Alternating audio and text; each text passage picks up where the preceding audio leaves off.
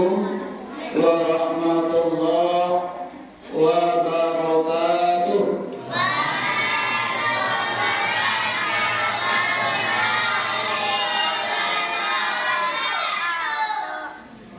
Alhamdulillah, alhamdulillahirabbil alamin, wassalatu wassalamu ala asrafil anbiya wal mursalin wa ala alihi washabihi rasulillahi ajma'in.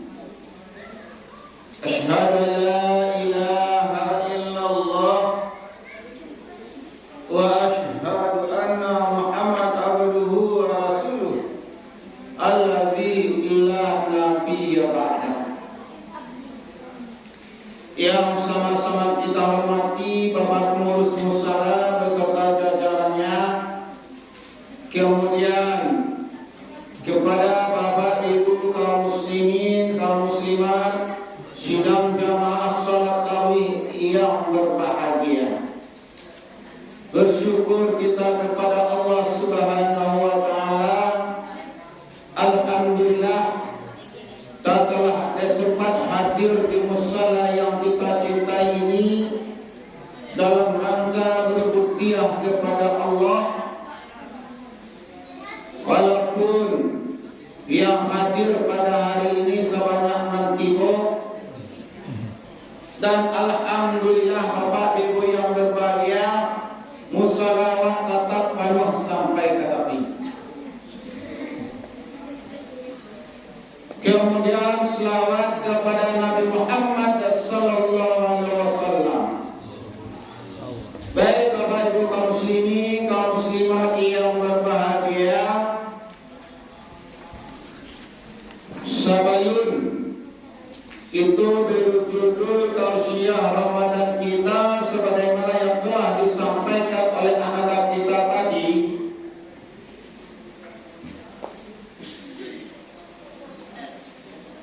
Ambo minta maaf kepada Bapak yang berbahagia,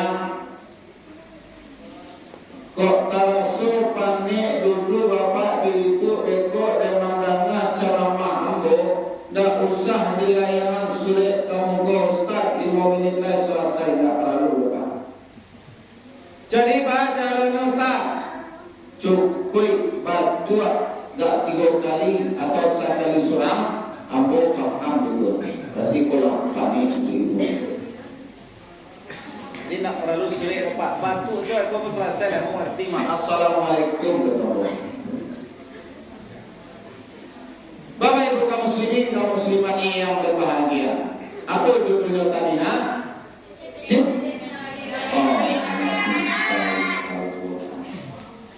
Bapak Ibu kaum muslimin, kaum muslimat yang berbahagia. Bagaimana cara kita mencintai Al-Quran tersebut? Salah satunya terlebih dahulu kita harus kenal sejarah nuzul Al-Quran atau turunnya Al-Quran. Kapan turunnya Al-Quran?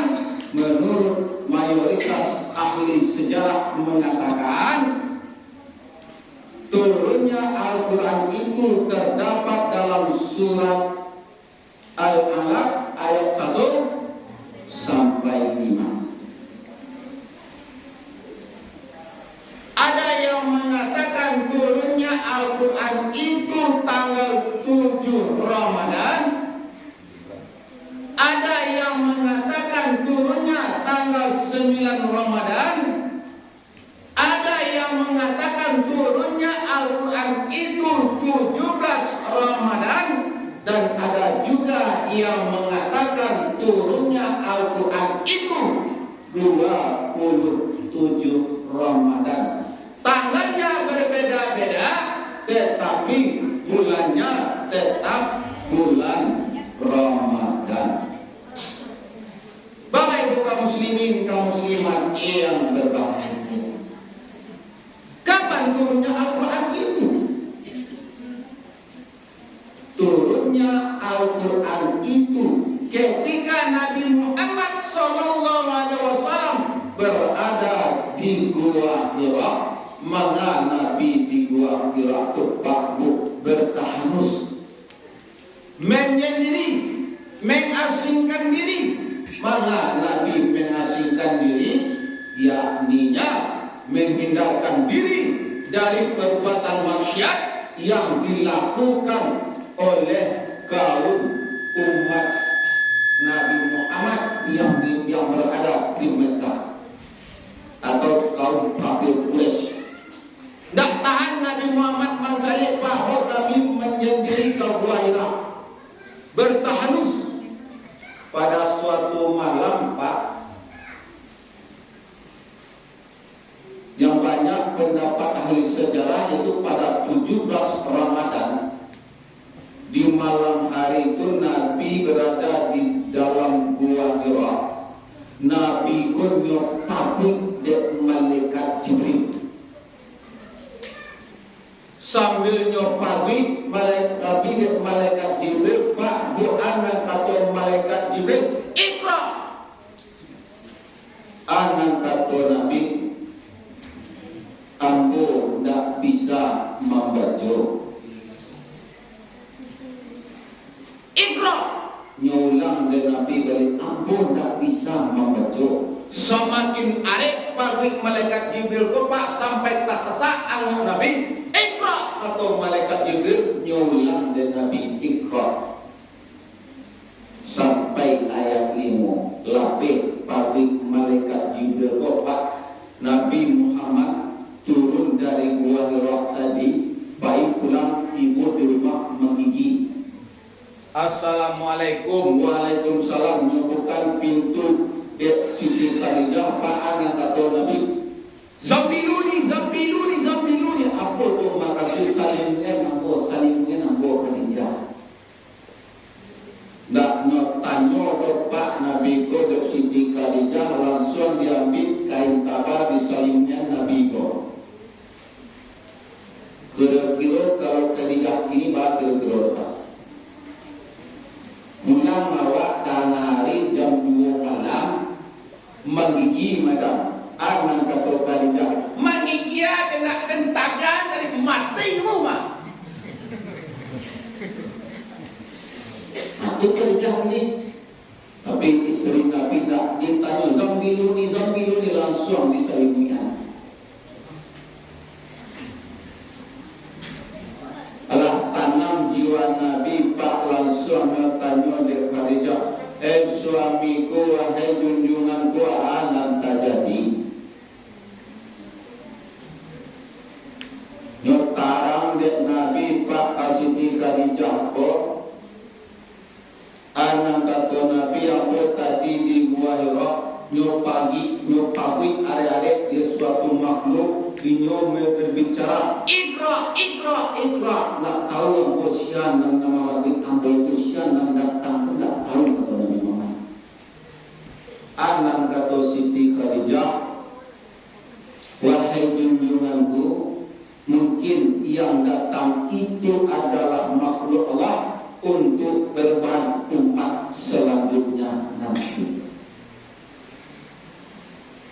Besok paginya Pak Bu Pai Siti Khadijah mencari pamannya Waraqah bin Naufal. Nyotanya ke pamannya kok akan kata pamannya kok, paman. Mencari ton Siti Khadijah, suami aku tadi malam nyopai ke Gua Hira, nyopadut di suatu makhluk. Kemudian mengecek Iqra bismi rabbikal ladzi khalaq, khalaqal insana min 'alaq, Iqra wa rabbukal akram, alladzi 'allama bil qalam, 'allamal insana ma lam ya'lam. Nama magik suami gua umpaman kata Siti Khadijah.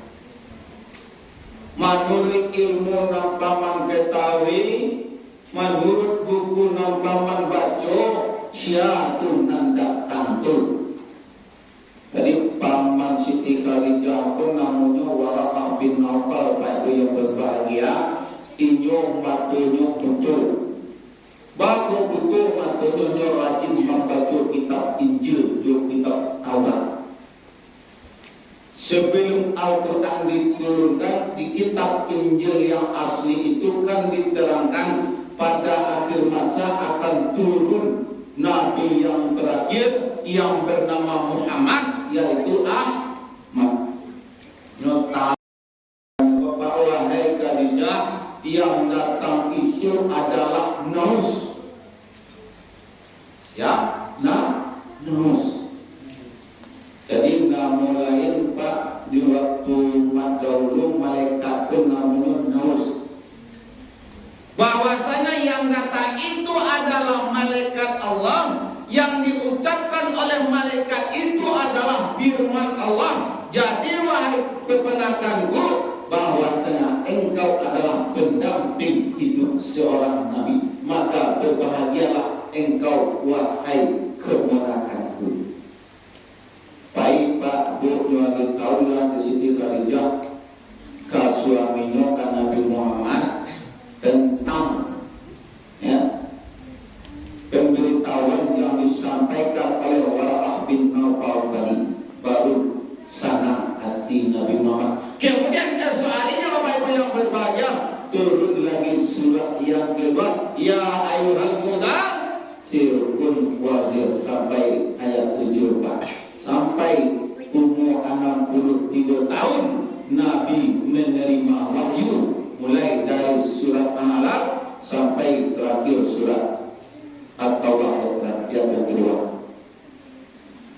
Salamu lebih kurang 23 tahun Pak Bu, 23 tahun, 3 balik tahun di Mekah dan 10 tahun di Madinah. Sebanyak hampir balik 100, hampir balik surat 30 juz, 6.666 ayat. Bapak Ibu kaum muslimin, kaum muslimat yang berbahagia.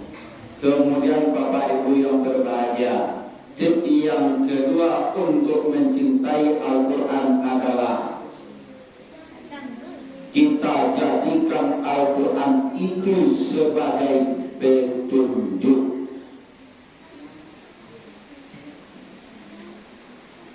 Bapak Ibu kaum muslimin, kaum muslimat yang berbahagia, sesuatu pekerjaan yang kita lakukan, yang kita laksanakan, itu kita harus membaca petunjuk. Contoh, awak dapat sakit Pak, sakit kau agak baik, ya, UPO jarang lu ditabung. Petunjuk biasanya memakai UPO Pak, biasanya 3 kali sehari. Kini kau Pak adalah stres dan penyakit, nggak tahan dengan penyakit, biasanya 3 kali dalam petunjuk sehari. Kini kau pelapi 6 kali sehari. Dari keluaran tadi di riwayat. Overdosis.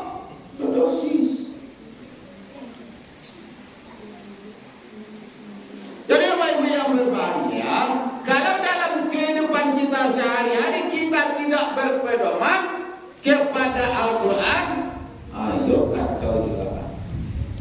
Sebab di dalam Al-Quran telah diterangkan, perintahnya dilaksanakan, larangannya ditinggalkan, yang haram ditinggalkan, yang halal dimakan. Loh di situ, kalau kita berpedoman kepada Al-Quran, lan tadilu abada, insya Allah kata Nabi Muhammad, manusia itu akan selamat. Bapak Ibu kaum muslimin, kaum muslimat yang berbahagia. Kemudian cara kita mencintai Al-Quran adalah jadikan Al-Quran itu sebagai motivasi. Sebagai anak motivasi. Bapak sampai dijadikan Al-Quran itu Ustaz untuk motivasi. Karena kebaikan di waktu kita membaca Al-Quran, Bapak Ibu yang berbahagia, ketika kita membaca Al-Quran di dalam sholat, itu dapat lewat kebaikan sebanyak 100 kebaikan. Di dalam sholat Pak, awak membaca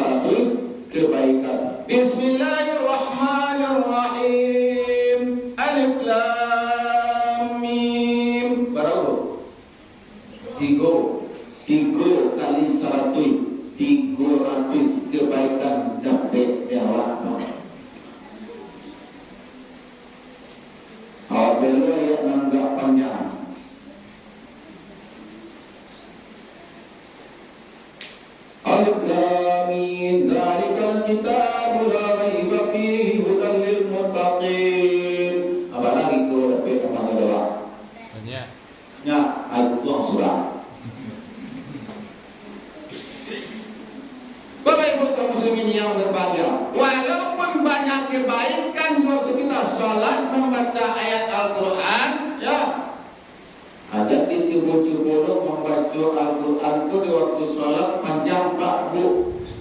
Ya, awak dah habis ko imam di muka balapi gak 2 dekat sampai 3 dekat. Ya, anak atau jamaah di belakang, nang tangannya nyelipek Pak, nang matanya tatap ke sujud, nyo tatap rukuk, tapi hatinya mengutuk anak kecil. Selesai assalamualaikum 2 kali, 2 kali kamu ada bisu kepada atau jadi imam, ada tak salat jemaah ada.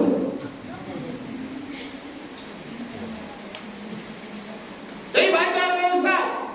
Kau ingin awak membaca Al-Quran di waktu sholat sepanjang-panjangnya Pak Bepeko jago malam, baik sholat tahajud surah, lapi sholat Al-Baqarah surah, sebanyak-banyak barang satu itu 286 bagi 2. Maka jelas sudah bertolong. Nah ada. Tapi kalau dalam sholat berjamaah ada 30. Pendek tak? Lu boleh nampak? Bagus. Kalau imam kau dah menenggang makmum di belakang banyak nang gaib-gaib nang sembahyang calon-calon kemati saya. Anak kata imam kau diukur. Wa ini maghdubi alaihim waladdallin. Amin. Yasin. Allahu Akbar. Pendek mana? Bukan nak rancak. Jadi apa yang rancaknya Ustaz? Menurut Syekh Said bin Sabit, serancaknya membawa ayat dalam salat pada rakaat yang pertama tak panjang.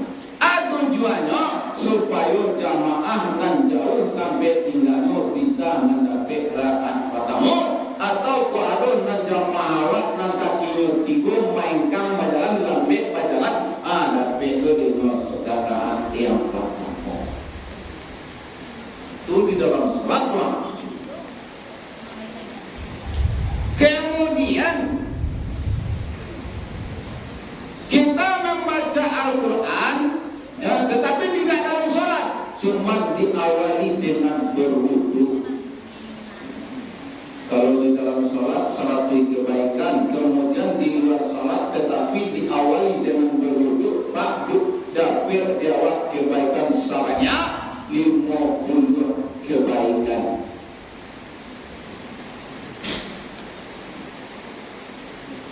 Nah, alif lam ra ora 50 kali 13 150 kebaikan dapat diawat. Bapak Ibu kaum muslimin yang berbahagia, sadar asyik membaca Al-Quran, ya, nak taraso diawat keluar kan sel. Apa kan sel? Kantung sero. Batal wudu tadi, dilanjutkan baca Al-Quran, lain dapat balon Ustaz, dapat. Cuma kurang dari 50 menjadi 10 kebaikan. Jadi kalau batal wudu awak, Pak Bu tidak mengambil wudu awak membaca Al-Quran, tetap mendapat 10 kebaikan. Baca gini, Bismillahirrahmanirrahim. Bismillah. Dulu baru 8 balik kali 10 180.